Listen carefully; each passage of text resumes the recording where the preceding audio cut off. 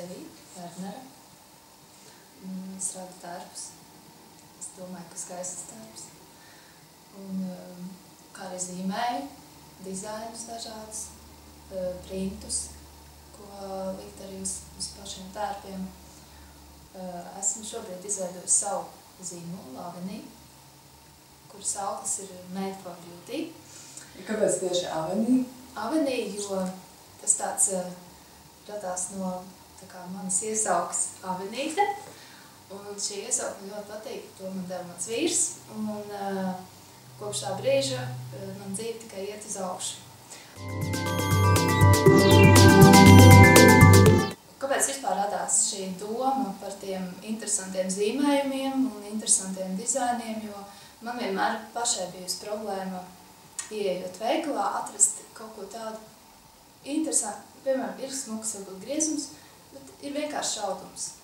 Līdz ar to vienmēr gribas kaut kādu odziņu, kaut kādu rozīnīti tam ķērbam piedot. Un tāpēc arī tā doma radās, ka es varētu kaut ko tādu izdarīt.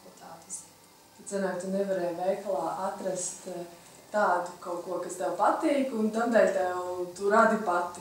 Tieši tā.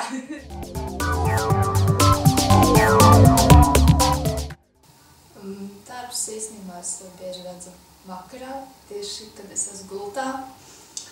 Aiztais acis un nevar aizmigt. Tad nāk šīs kaut kāds saucamās vīzijas tērpu, ko es redzu, ko es gribētu radīt nākamo.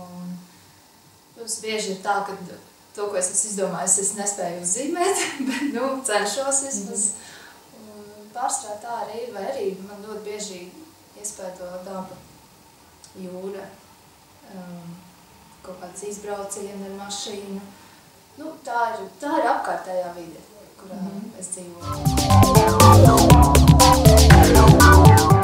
Un šis ir tavs tāds sapņu piepildījums, es saprotu. Tu uz to esi gājusi?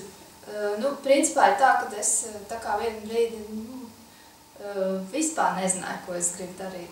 Bet tas skaistums un tā māksla un tas dizains man vienmēr ir paticis.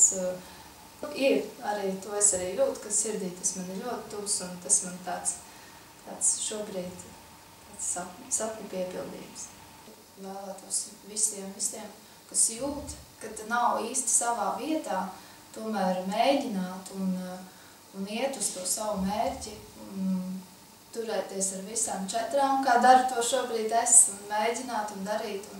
Un sajūtas ir pavisam savādākas, ka tu strādā sev un dari to, kas tev tiešām patīk.